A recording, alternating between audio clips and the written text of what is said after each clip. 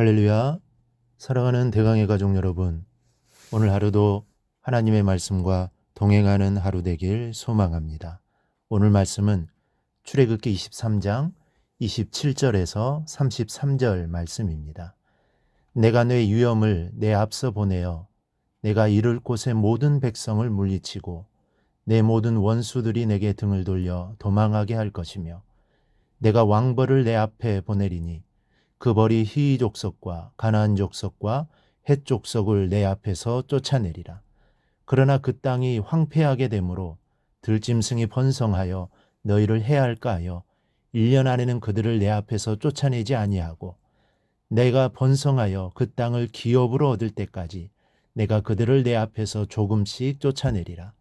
내가 내 경계를 홍해에서부터 블레셋 바다까지 광야에서부터 강까지 정하고 그 땅의 주민을 내 손에 넘기리니 내가 그들을 내 앞에서 쫓아낼지라.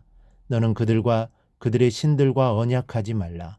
그들이 내 땅에 머무르지 못할 것은 그들이 너를 내게 범죄하게 할까 두려움이라. 내가 그 신들을 섬기면 그것이 너의 올무가 되리라. 아멘. 우리는 아무리 어렵고 힘든 길을 걸을지라도 하나님이 항상 나와 함께 동행하신다는 것을 잊지 말아야 합니다. 우리가 어렸을 때를 생각해 보면 길을 걸을 때 부모님의 손을 잡고 가면 마음이 평안합니다. 그 길이 아무리 캄캄한 밤이어도 괜찮습니다. 마찬가지로 하나님은 늘 나와 함께 하십니다. 옆에서 내 손을 잡고 함께 걸어가고 계십니다. 우리는 이 사실을 절대로 잊어서는 안 됩니다. 그런데 하나님이 눈에 보이지 않으니 잘 믿어지지 않습니다.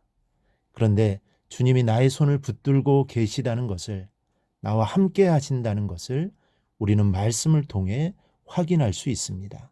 그 말씀이 바로 오늘 우리가 함께 봉독한 말씀입니다.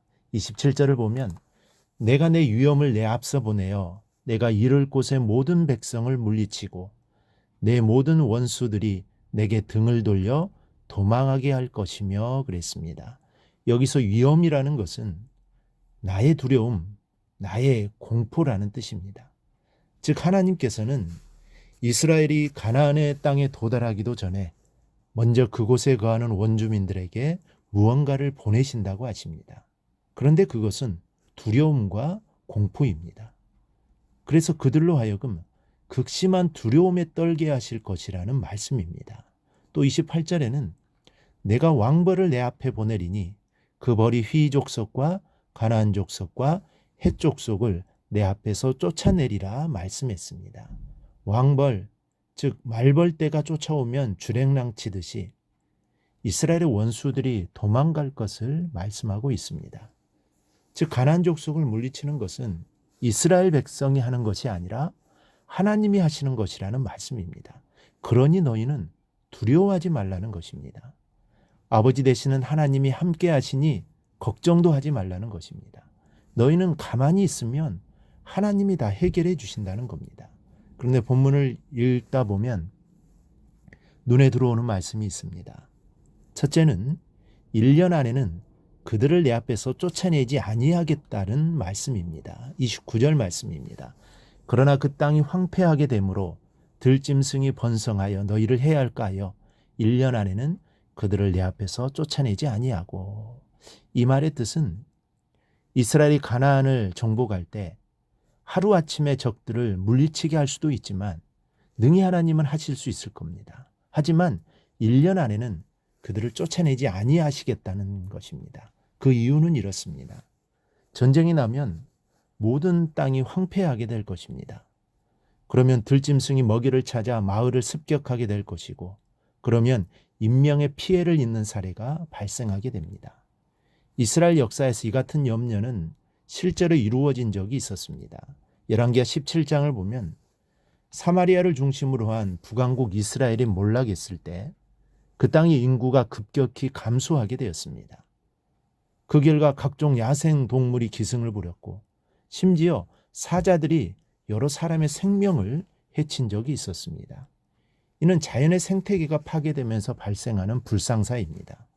그런데 하나님은 이렇게 자연의 생태계 변화까지 감안하셔서 이스라엘을 보호하고 계신 것입니다.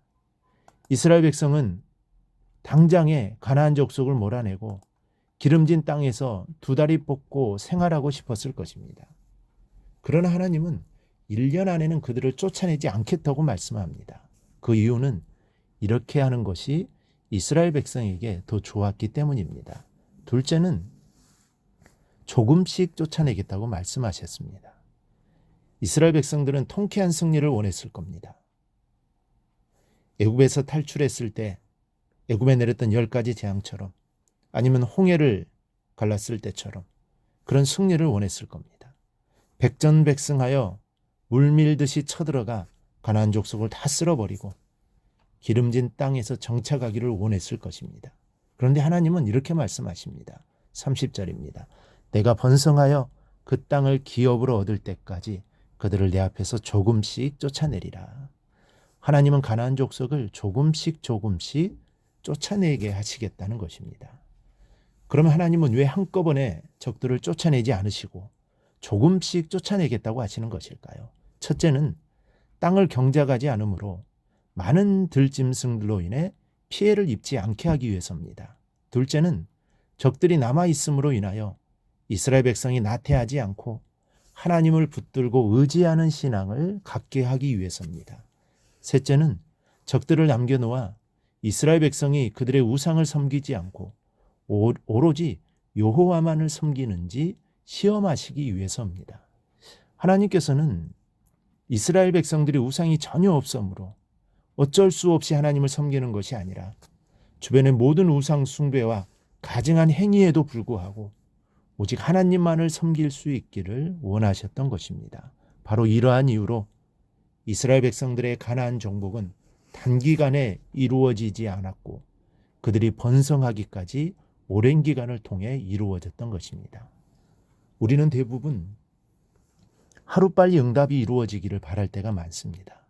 그러나 하나님은 조금씩 응답해 주시겠다고 말씀하십니다.